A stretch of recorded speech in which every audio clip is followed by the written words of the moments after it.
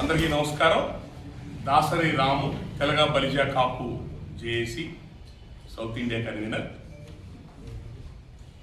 ఈరోజు నేను ఇక్కడ సమావేశమైన సందర్భం ఏంటంటే, ఈ మధ్య మన కాపు ఉద్యమ నేత, మాజీ మంత్రివర్యులు, మాజీ ఎంపీ మన ముద్రగడ పద్మనాభం గారు దివంగతులయ్యారు.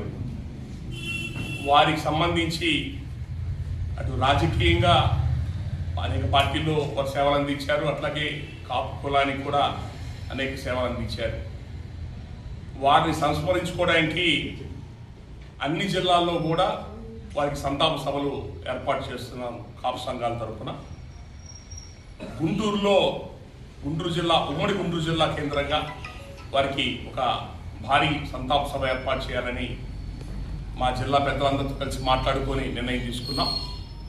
ఈ నెల 25వ తేదీ శనివారం పూట ఉదయం 10 గంటలకి మన మార్కెట్ సెంటర్, హిందూ కాలేజ్ సెంటర్లో ఉన్న విజ్ఞాన మందిరంలో ఉదయం 10 నుంచి మధ్యాహ్నం 1:30 దాకా మన ముద్రగడ పద్మనాభం గారికి సంతాప సభ ఏర్పాటు చేశాం.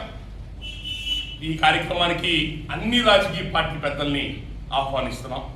ఇక్కడ ఉన్న వాళ్ళు ఎవరం కూడా, ఎక్కువ శాతం ఎవరం కూడా రాజకీయాల అఫిలియేషన్ లేదు. మీ కాపు సంఘాలు పనిచేసే వాళ్ళు ఎక్కువ మంది ఉన్నాం.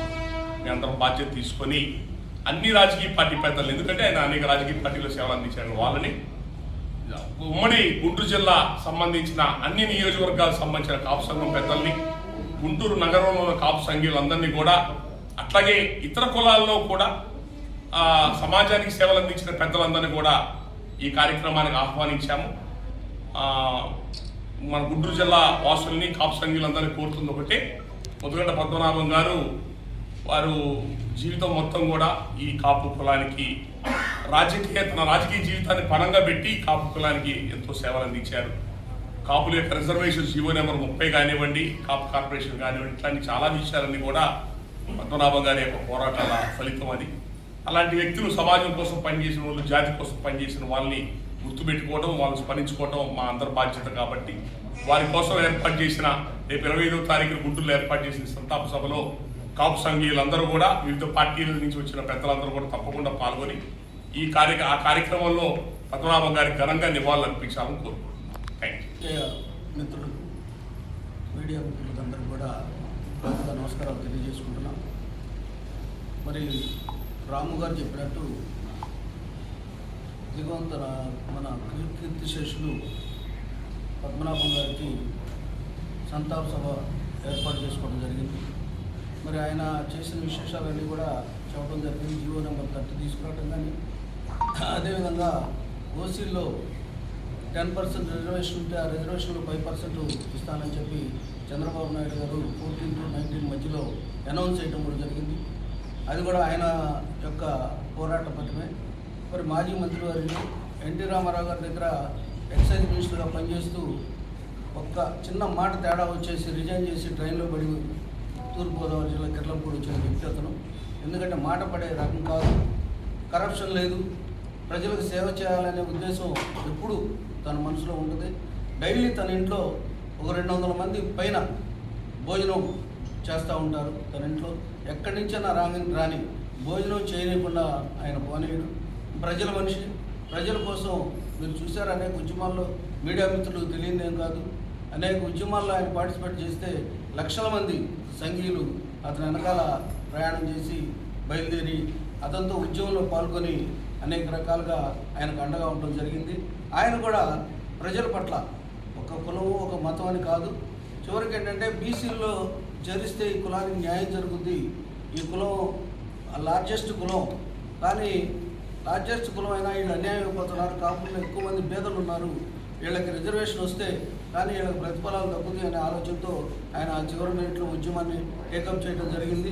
ఆ ఉద్యమం పుణ్యమా అనే జీవో నెంబర్ 30 వచ్చింది. చంద్రజనార్దన్ రాష్ట్ర జేఏసీ పెద్దలు ముద్రగడ పద్మనాభం గారు అమరులయ్యారు. వారిని స్మరించుకుంటూ రాష్ట్ర కాపు జేఏసీ ఆధ్వర్యంలో 25వ తారీఖున గుంటూరు నగరంలో పెద్దలు మల్లిశెట్టి సుబ్బారావు గారు, మిర్యాల శ్రీనివాసరావు గారి ఆధ్వర్యంలో పెద్దలు దాసరి రాము గారు, అదేవిధంగా అమ్మ శ్రీనివాస్ గారు, రమ గారు, అదేవిధంగా మాగా రాధా గారు, లక్ష్మణ గారు గుంటూరు నగరంలో పెద్ద ఎత్తున ముద్రగడ పద్మనాభం గారికి నివాళులు అర్పించే కార్యక్రమం అనేది జరగనుంది. ఈ కార్యక్రమానికి తప్పనిసరిగా ముద్రగడ గారి అభిమానులంతా కూడా రావాల్సిందిగా విజ్ఞప్తి చేస్తూ ఉన్నాం.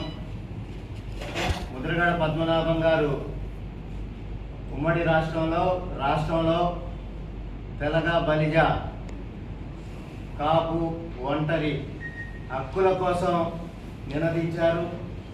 1990 నుంచి కూడా వారు రిజర్వేషన్ కోసం అనేక ఉద్యమాలు చేశారు. దాదాపు 6-7 సార్లు ఆమరణ నిరాహార దీక్ష చేశారు.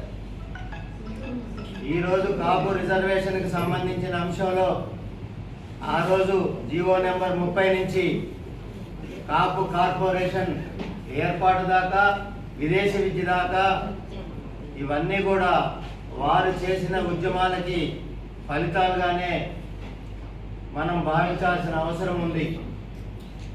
దేశంలో కాపుల ఔన్నత్యాన్ని పెంచిన ఘనత పెద్దలు ముద్రగడ పద్మనాభం గారిది.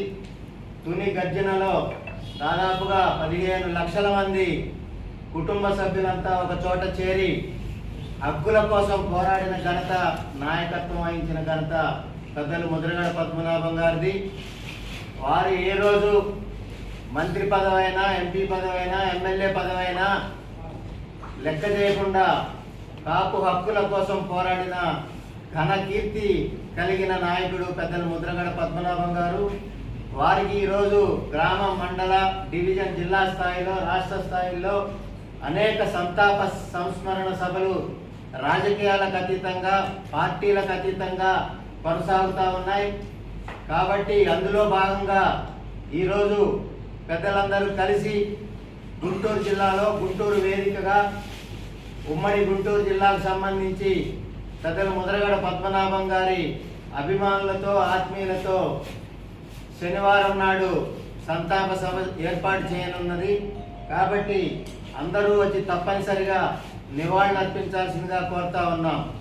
అంతేగాక వారు కాపు హక్కుల కోసం, బలిజ హక్కుల కోసం పోరాడిన అన్ని సామాజిక వర్గాలతో ముందుకు పోతూ కాపు రిజర్వేషన్ ఇచ్చిన బీసీలకు నష్టం లేని రిజర్వేషన్ కావాలని వారు ప్రత్యేకమైన నినాదంతో ముందుకు పోవటం జరిగింది.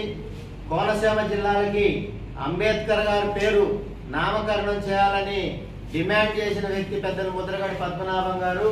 ఎస్సీ, ఎస్టీ, బీసీ, మైనారిటీ వర్గాల కోసం ఆ రోజు పెద్దలు వంగవీటి మోహన్ రంగా గారు ఏ విధంగా అయితే పనిచేశారో అదే బాటలో పెద్దలు ముద్రగడ పద్మనాభం గారు కూడా అదే నినాదంతో ముందుకు పోయి కోనసీమ జిల్లాలకి ఆ నామకరణం చేయాలనేది సూచించిన ఘనత పెద్దలు ముద్రగడ పద్మనాభం గారిది. కాబట్టి ఈ వేదిక ద్వారా మేమంతా ఉమ్మడి గుంటూరు జిల్లా ముద్రగడ పద్మనాభం గారి అభిమానులు కోరేది ఏంటంటే తప్పనిసరిగా శనివారం నిర్వహించే సభలో పాల్గొని పెద్దలు ముద్రగడ పద్మనాభం గారికి నివాళులు అర్పించాల్సిందిగా అప్పీల్ చేస్తా ఉన్నాం. కాపుల రిజర్వేషన్ కోసం ఎంతమందో సుబ్బారావు అండి, శ్రీకృష్ణదేవరాయ సేవా సంఘం గుంటూరు జిల్లాకి అధ్యక్షుడిగా చేశాను. నేను ఇట్లా కాపునాడు పిల్ల వెంకటేశ్వర గారి దీనిలో వైస్ ప్రెసిడెంట్ చేశాను. నేను ఈ ముద్రగడ పద్మనాభం గారు కాలం చేసిన సందర్భంగా మనం ఇప్పుడు కూర్చున్నాం. కాపుల రిజర్వేషన్ కోసం ఎంతమందో కష్టపడ్డారు. వాళ్ళలో ముద్రగడ పద్మనాభం గారు ఒకళ్ళు. ఆయన రంగా గారి తర్వాత ఆయనకి వచ్చిన జనం తుని గర్జనలో ఎవరు రాలేదు. రంగా గారు పాటుపడ్డాడు, రంగా గారిని కోల్పోయాం. ఇప్పుడు మన రిజర్వేషన్ రాలేదు కానీ ఇంకో మహానాయకుడు కోల్పోయాం. ఇప్పటికైనా మనం కాపు రిజర్వేషన్ కోసం మనం అందరం ఐక్యతగా ఉండి పాటుపడే కాపు రిజర్వేషన్ తీసుకోవాలి. ఇప్పుడు 25వ తారీఖు ఉదయం 10 గంటలకి వెంకటేశ్వర విజ్ఞాన మందిరంలో ఆయనకి ఘన నివాళులు అర్పించడానికి మన కాపు సంఘీయులందరూ వచ్చి ఘన నివాళులు అర్పించవలసిందిగా కోరుచున్నాను. ఈ పని జయప్రదం చేయవలసిందిగా అందరినీ అభ్యర్థిస్తున్నాను.